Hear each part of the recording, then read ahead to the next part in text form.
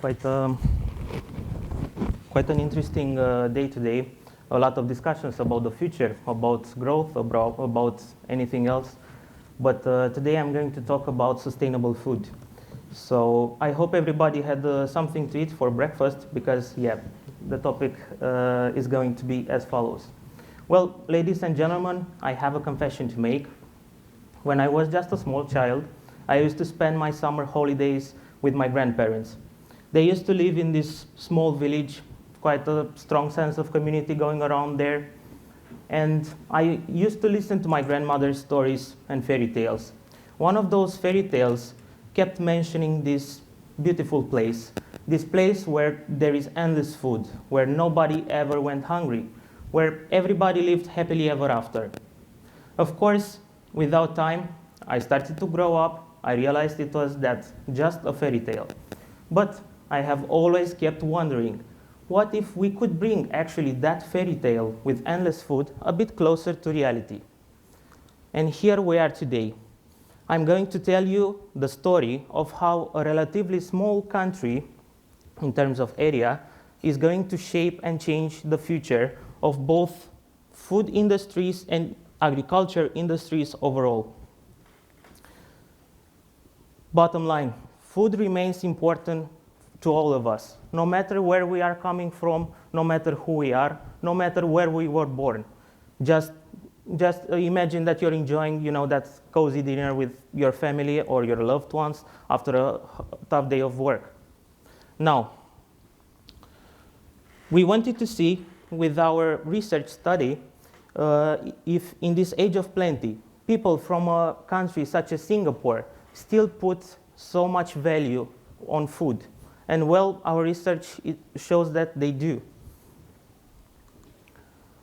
When compared with other trending topics such as, economical turmoil, the ever-changing political situation, inflation, it goes to show that food security and food safety are still ranked among the top for Singaporeans. Now, moving forward, our findings revealed a strong correlation between interest in food, nutrition, and food sustainability overall. What does this show is that as people become more aware of their food choices, they are also more aware of seeking out more sustainable options. And this comes as no surprise. If we take into account a study conducted by the United Nations, it goes to show that adopting sustainable food habits would actually decrease the greenhouse emissions at a global level by more than 30%. Additionally, if we take into account a study conducted by World Wildlife Forum, it goes to show that if we would adopt more sustainable food habits, an area of around 4.5 million square kilometers would actually be spared for agricultural purposes. That's an area actually larger than the United States itself. Now, unsurprisingly, 2% of our respondents mentioned they are not interested in nutrition whatsoever. Most probably they were just enjoying a slice of pizza while filling out our survey. I would also do the same, to be honest. Now, let's dive deeper into the topic. We discovered that over half of the Singaporeans mention they eat sustainable food at least quite often. While various channels are used for buying food in general, such as ranging from supermarkets up to convenience stores that are near your house, what it goes for sustainable food is the fact that supermarkets, hypermarkets, and grocery stores are the most preferred channels when trying to get them. Of course, this is an important finding for both consumers and both businesses, because consumers will know where they can get that sustainable food, and businesses will be more aware on how to communicate their sustainable food brands. Now, by looking, I actually remember the first time I was trying to shop for sustainable food. I just armed myself with a reusable bag, trying to save the world one meal at a time. Of course, I was to be deceived. I just walked into the supermarket, I was wandering through the aisles, and I was just confused. I didn't know what sustainable food is. How should I find a sustainable food brand? Well, in our case, it seems that this further correlates with our next finding. People still have a somewhat fuzzy, even idyllic picture of what sustainable food actually is. Most of them related to being environmentally friendly and being plant-based or vegan. Of course, sustainable food has to be healthy and nutritious. A very interesting topic here and finding is the fact that around 25% of our respondents were not able to mention any characteristic of sustainable food whatsoever. Now, even more, only 3 out of 10 Singaporeans were actually able to name a food brand, or what they would consider as a sustainable food brand. Out of those mentioned, as you can see, the difference is quite small, only 1 up to 2%. What would really increase these numbers is actually a standardized food certification program. Imagine there is something standard that both consumers and both brands are aware and how a sustainable food brand should look like. We must empower people with knowledge, but also with sustainable and affordable options so that they can change their behaviors. Now, everybody, let's put on our thinking caps because we have a definition. We have tried to compile information from both United Nations and the American Health Organization in order to have a nice definition for what sustainable food could be. And to better understand people's perception, we have used actually this definition and we have exposed our respondents to it so that they become more aware of what sustainable food actually is and what branches it actually touches. Now, our respondents valued direct benefits of sustainable food, such as improved quality and food security. Of course, other mentioned benefits were environment protection and increased efficiency when it comes to food production. Now, these findings underscore a great insight. In people's mind, there is a strong correlation between food sustainability, environmental protection, and overall environmental health. Now, one of my favorite topics of this research project is the 𝗧𝗵𝗿 program. This one is a governmental initiative from Singapore that actually tends to tell us that by 2030, the Singapore will try to have around 30% of their nutritional needs produced locally and sustainably. That's quite an important target, and I must say that I admire their commitment to this. Now, virtually all Singaporeans consider it as essential, and furthermore, they even support the fact that government should invest public money into private research initiatives and support further development when it comes to sustainable food overall. Now, food sustainability is a relatively simple concept. It's relatively easy to understand. You can try to have an opinion about it, but its goals are quite wide-ranging, and nevertheless, there is no silver bullet. You cannot have, actually, there are various means which can help us achieve these goals. These are those that we identified and we have informed our respondents about. Why, you may wonder? Well, a study from Yale University shows that once people become more familiarized with a specific topic, once they know more notions about a specific topic and more concepts, they actually start having a more sustainable attitude. They actually start making actions. This comes from the example of pollution reduction, and obviously this will also apply for food sustainability as well. Now, people consider that all of these options will play a part to a various degree in having sustainable food for the entire world. The only exception here that may pose a surprise is something typical for Singapore. And I'm talking about vegetable and leafy greens that are actually cultivated and on vertical and rooftop farms. We'll come back to that a bit later. These are having still a natural look. People are still familiarized with this concept.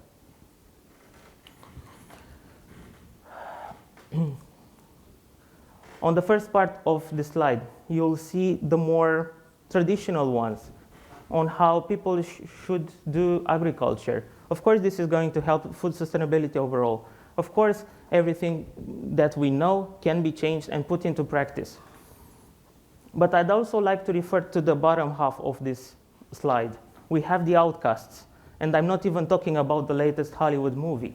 I'm just talking about some controversial concepts that Singaporeans were a bit more reluctant to include into their diets. Now, in the roles of the twin brothers of the controversy, we have genetically engineered crops and animals. If you move even further, if you go towards the gates of controversy, you'll have microorganisms and also lab-grown meat. But once you go through those gates of controversy, you have everybody's favorites, the insects. Well, what is actually impairing those people in trying to try out those concepts? We've called them the barriers. Well, right now, of course, people, when it comes to insects, they've even used words such as disgust, which by no means is not something surprising, but this has to be addressed and taken into account when new brands or new products will be developed throughout time. Now, we looked at the data to see if personal acceptance plays any role in the perception of a technology's model in meeting worldwide needs. And we found out it certainly does. Now, as I mentioned, I'd like to give a shout out to my friend in vegetable and leafy greens products because, and we have an interesting finding here. According to World Economic Forum, this type of agriculture, basically using vertical farming alone, could increase the food production by up to 700%. And it could reduce water usage up to 95% and land usage up to 97%. Just imagine those numbers. Do you know that awkward moment when you just enter, I don't know, an expensive store, you're wandering through the aisles and you see the prices, and you also look into your wallet and you see nothing is there? Well, you just think, I should get out of here before it's too late. Act innocently, nothing happened. Well, it seems this is not really applicable when it comes to sustainable food. Singaporeans actually expect the prices to be a bit higher when it comes to sustainable food, at least in the early stages of implementing such concepts. They are basically aware of the fact that if they want to have more benefits, an increased price could be put into question. Now, when asked what everybody of us can do, at a personal level, of course, people are naturally drawn towards what is more familiar to them. The top-rated actions for society, in general, are the ones we actually are more likely to practice. Top 3 is something everybody knows well. Maybe some of you even are applying today. We should reduce food waste. We should focus more on locally produced goods. And nevertheless, an honorable mention here is fighting single-use and packaging for cutlery. While not about the food itself, it's also not one bit important in achieving food sustainability overall. Now, as we saw earlier, information is key. An educated consumer will be able to make more sustainable choices. This is also important for brands, but nevertheless for government and media as well. It seems that Singapore still retains quite a big percentage of trust when it comes to authorities and also the media, while the less preferred ones were schools and universities. It seems that experts should also still play an important role in trying to educate consumers by giving out social media messages, cooperating with the government, and so on. Now, we shouldn't forget the fact that we should not neglect channels when it comes to sustainable food. Of course, there is social media everywhere. Everybody communicates on social media, on TikTok, on YouTube, on Facebook, on Instagram. So this is where your brand should be as well. Now, I'll give you an interesting idea, an interesting twist that should help us in driving people closer to sustainable food. Just imagine this.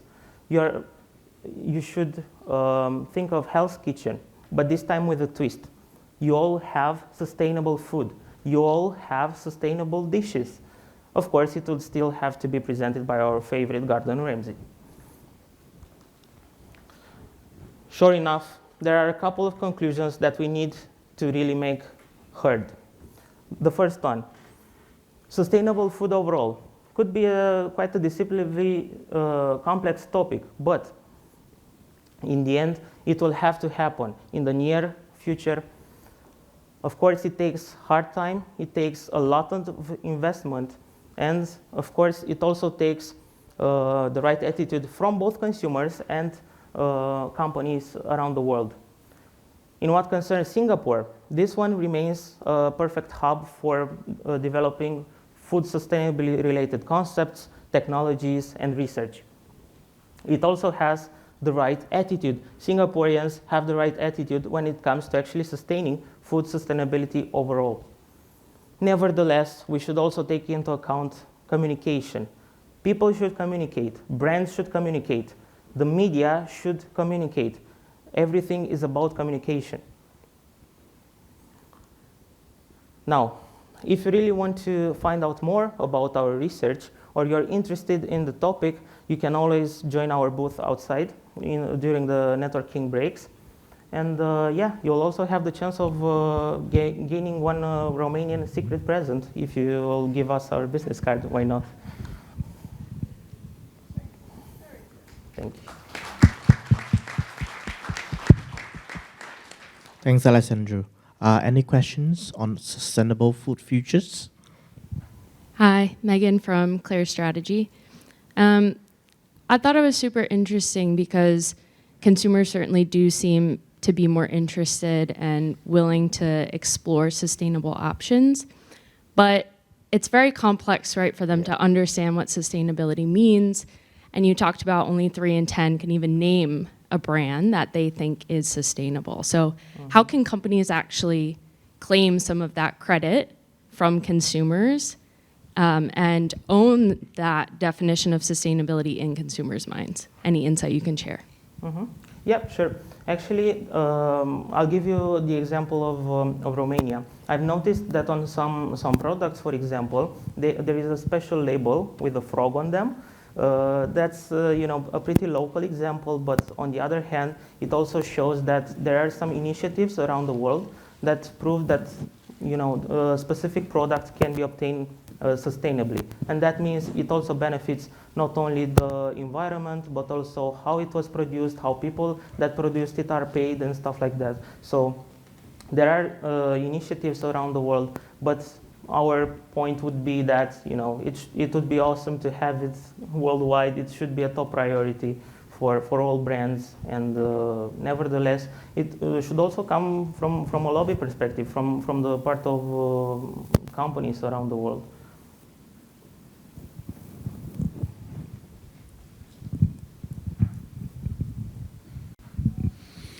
Hi. I think there's some elements of food sustainability that are in conflict with each other. For example, talk about food security, but then a lot of farmers are under pressure to reduce pesticides and phosphates. Look at what's happening in the Netherlands, for example. So, food production could go down as a result of having to meet climate change or environmental standards, but that would mean that food security would also go down. So how do you kind of deal with those two things which are, looks like they're in conflict with each other? Mm-hmm. Of course, there's no, as our presentation also mentioned, there's no universal solution for all problems. Some impacts will be, some variables will be impacted, like the economy could suffer, but the overall goal still remains sort of the bigger shot here, in the way that, for example, there will always be a solution in trying to meet both ends. And for example, I'm thinking here about the rooftop and the vertical farms. Of course, not every country around the world will do this or can do this, actually. But in some particular cases, such as Singapore, when you're talking about a reduced space, you also have this option. And the numbers are there. 95% water usage, 95% less usage for farmland. So yeah, in the long run, it will have to be a common effort between companies, consumers, political factors, but also researchers. Because yeah, we're still in the beginning of development. A quick one. I mean, I don't know when you did the survey, but quick question about the consumers' perception with regards of inflation and cost rising and GST rising, everything is rising. Basically, many studies show that currently, food security, affordability is the key thing. So how do you think in this context they're gonna impact on the consumer reception of sustainability in food? I think that a big part into that goes for locally produced food. Usually that comes at a lower price, that comes with greater benefits for both the communities and consumers alike. Of course, inflation is quite a trending topic nowadays. Everybody felt it, everybody feels it around the world, definitely. But I think that locally produced items are still a very important aspect to this. Thank you. Hi, Derek here from Sint. My question is, I think just now you shared that there was a relation, there is people who are interested with healthy and nutritional foods, and the other one is with sustainability as well. Yep. So I would like to check whether, does it come out there's relations between that, and also like after that there was this one where they try to name the different brands that they can recall, right? Did they start naming brands that are actually good with food and nutrition, but they are actually not sustainable? Did that happen? Yeah. Yeah, a very, very interesting part. Yeah, so it definitely, this graphic explores unassisted perceptions. Basically, we've asked them, hey, are you interested in nutrition? And then we've also asked them, hey, are you also interested in sustainable food overall? The part about the brands was still in the unassisted part, before we showed them what actually sustainable food kind of touches. So we just left them think and say whatever they felt as it was clear to them. Now, about the food, sustainable food, of course, this is basically in their perception. They named out tens of brands, to be honest, but those were those that were mentioned more often. And even when they're mentioned, the differences between them were very small. You've seen just a couple of percentages, 1-2%, which I think from a research point of view is actually quite not even important.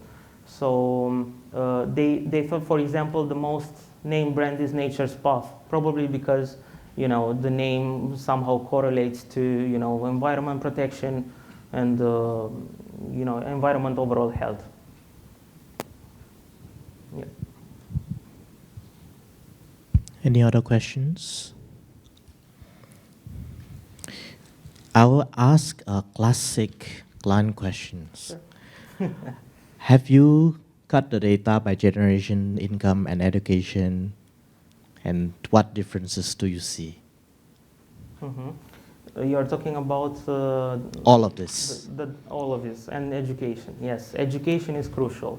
And in the end, that's how we also thought the flow of the questionnaire. We took people and we've asked people how they think and how they see this topic without aiding them in any way. And if they also have any interest, well, in the second part of the survey, once we showed them the definition, we showed them a couple of concepts about food sustainability overall, we've got to, even educate them a bit. Maybe some respondents even got into, I don't know, Googling some stuff about sustainable food, what that actually is, because it's quite a broad concept, but when you get down to it, it has some specific elements going into it. But yes, education remains vital. My personal opinion would be that it also should be introduced in schools. It should be taught, as in everyday life from a young age. My other question is, near my house, there's a cold storage fresh, very organic. And it's also the place I love to shop at because it's very empty. You don't have to jostle with people compared to NTUC fair price. So if you say that every Singaporean here is very willing to consider sustainable food, why is our stores not crowded with them at the organic sections? That's a good question. You may be talking about a convenience store? No, supermarket. It's actually a supermarket. Well, it depends on the area, it depends on where that supermarket is located. But yes, in the end, people still associated the idea of getting sustainable food to a supermarket, probably because supermarkets have a wider ranging area of, of products. They offer more information about where they get those products than, your local farmer. So it could be a plethora of things. It's also quite important to see where that supermarket is located. As I mentioned, it's really important to see if it's, in a more transited area of the city or not, if it's closer to a residential place. So it could depend. Yep, it definitely depends. Any other question?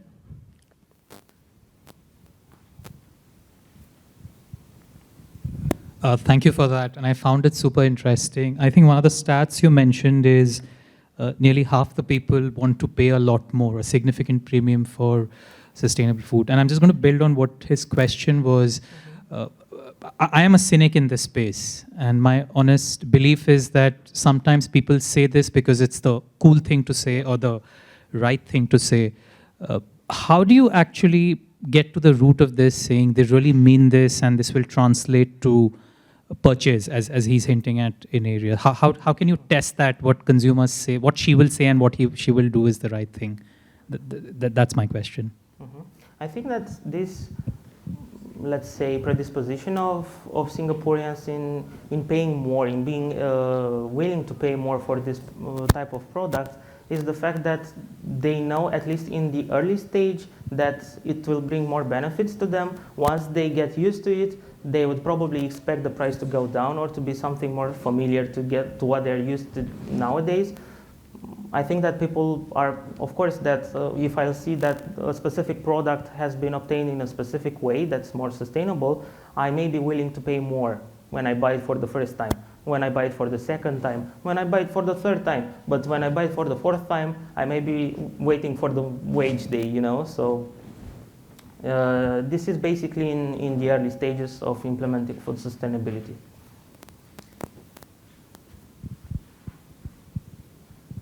All right, thanks, Alexandru. Thank you.